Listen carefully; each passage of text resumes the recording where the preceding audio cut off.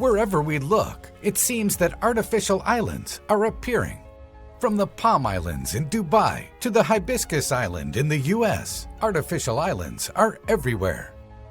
Using Google Maps, you may be able to spot more than 450 of them around the world.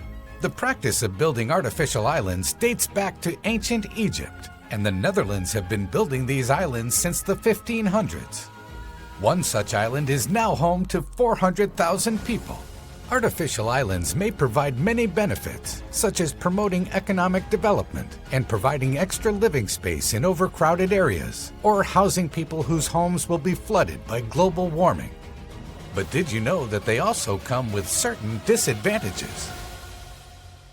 The building of artificial islands can cause significant damage to seafloor ecosystems, which are absolutely vital to the health of marine life. That's why they need to be constructed with a great deal of care and attention. Artificial islands are built through a process known as land reclamation, which is the process of creating new land from oceans, seas, riverbeds, or lake beds.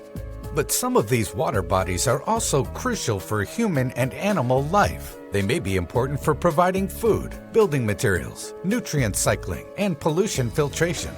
When artificial islands are built directly over these already fragile ecosystems, they can cause permanent damage. Land reclamation can also threaten delicate coral reefs and seagrass beds. In Singapore, land reclamation is associated with a loss of nearly 45% of the country's intertidal reef flats and almost 40% of its intertidal mudflats. Since 1986, most coral reefs in Singapore have lost up to 65% of their live coral cover. But it doesn't have to be this way. There are ways to build artificial islands and protect the ecosystems underneath and around them. It just requires proper planning. So what are some methods that could be used to reclaim land that don't decimate marine habitats? It turns out that a lot can be done to both minimize the negative impacts below the waterline and integrate underwater environments into the new islands' lives.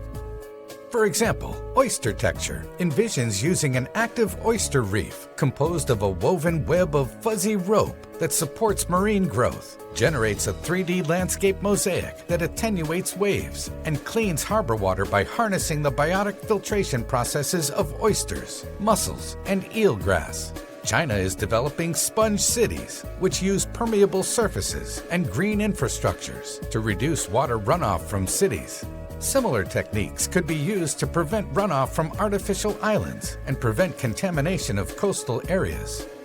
Future construction should also be carefully planned to ensure the preservation of important marine habitats. Instead of fragmented seascapes, developers could create corridors for climate migrants or for